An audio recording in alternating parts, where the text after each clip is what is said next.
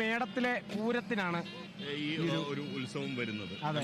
എന്നാലും നമുക്ക് ഇവിടെ വന്ന ആളുകളുടെ പാർവണ വരുക. പാർവണ വയനാട്ടിൽ നിന്ന് വന്നതാണ്. പാർവണ എത്രാം ക്ലാസ്? 8ലേക്ക്. ഇത് ആദ്യത്തെ എങ്ങനെ ഇന്ന് വന്നു പൂരത്തിന്റെ ഈ കാഴ്ചകൾ കണ്ടപ്പോ എന്തോ? നല്ല രസമുണ്ടായിരുന്നു. എനിക്ക് ഇന്നലെ പനി പോലെ തോന്നി, അപ്പൊ വരാൻ പറ്റില്ലാന്ന് വിചാരിച്ച, പക്ഷെ വന്നു. ഇവിടെ ഒരു സംഘാടകനാണ്. സംഘാടകനാണോ പൂരത്തിന്? ഒന്നിങ്ങോട്ട് വന്നേ, കുറച്ച് മുന്നോട്ട് വന്നേ. എന്താ പേര്? രാധാകൃഷ്ണൻ. എവിടെയാ ദേശം? ഗുരുവായൂരാണ്. ഉണ്ണിക്കണ്ണന്റെ നാട്ടിൽ. തീർച്ചയായിട്ടും എന്നാലും അതിഗംഭീരമായി നല്ല വെടിക്കെട്ടൊക്കെ. അപ്പൊ ഈ കുറച്ച് കഴിഞ്ഞാൽ അവിടുന്ന് നമ്മളെ പൂരങ്ങൾ അടുത്തു തുടങ്ങും. ഇവിടെ പറയലാണ് 12:30 വല്ലാത്തൊരു വൈകാരിക. തീർച്ചയായിട്ടും ഒരു നൊമ്പരം. അതെ, നൊമ്പരമാണ്. നമുക്കിപ്പോ ഒരു ആഘോഷത്തിന്റെ നിമിഷമാണ്, പക്ഷെ അതൊരു വൈകാരിക തലത്തിലേക്ക് പോകുന്നു എന്നുള്ളത് തീർച്ചയായിട്ടും. അത് തന്നെയാണ് ഈ രാധാകൃഷ്ണൻ പറയുന്നത്. രഞ്ജിലിന്റെ നാട്ടുകാർക്ക് വേണ്ടിയുള്ള ഉത്സവം. അതേ ഗജവീരന്മാർ ഇങ്ങനെ അടുത്ത് വന്നുകൊണ്ടിരിക്കുന്ന ഒരു കാഴ്ച നമുക്ക് തീർച്ചയായും അത് മറ്റൊരു ഫ്രെയിമിൽ അത് കാണിക്കാൻ സാധിക്കുമെന്നുള്ളതാണ് പ്രതീക്ഷിക്കുന്നത്.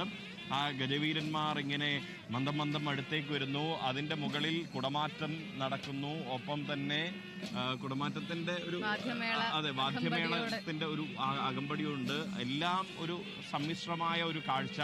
ആ കാഴ്ച കാണുമ്പോൾ എത്ര മനോഹരമാണ് പൂരമെന്ന് നമ്മൾ അറിയാതെ പറഞ്ഞു ഒരു വൈകാരികമായ ഒരു വിഷമം അങ്ങനെ ഇനി എന്തായാലും നമ്മൾ പറയുന്ന പോലെ ഏത് തുടക്കത്തിനും ഒരു അവസാനം ഉണ്ടാവണമല്ലോ. ഇനി പുതിയത് തുടങ്ങണമെങ്കിൽ ഇത് അവസാനിച്ചേ പറ്റൂ എന്നുള്ളതാണ് ഒരു യാഥാർത്ഥ്യം.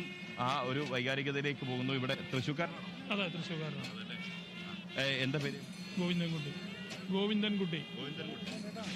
അപ്പോ ഇത് എവിടെ? തൃശ്ശൂരിൽ ഒരു 10 കിലോമീറ്റർ അങ്ങോട്ട് പോകണം. പുത്തൂർ എന്ന് പറയും.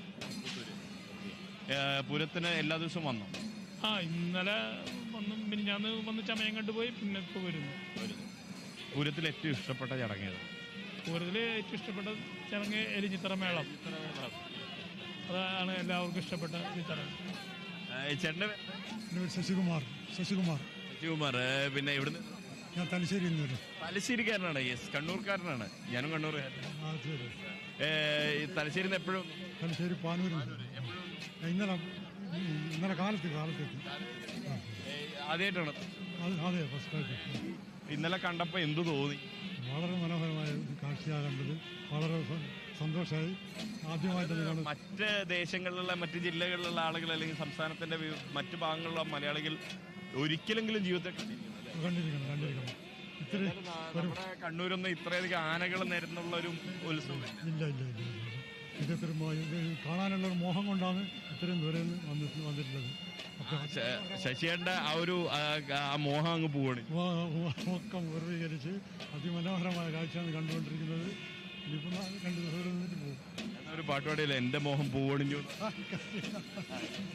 അത് അദ്ദേഹം തലശ്ശേരിയിലാണ്, പാനൂരിൽ നിന്നാണ് വരുന്നത്. പാനൂരിൽ നിന്നും ഈ ഒരു പൂരം ആദ്യമായി കാണാൻ എത്തിയതാണ് അദ്ദേഹം. അദ്ദേഹത്തിന് വളരെയധികം സന്തോഷം നിറഞ്ഞ ഒരു നിമിഷമാണ്. ഒരു കൊച്ചു പിടക്കുണ്ട്. എന്താ പേര്?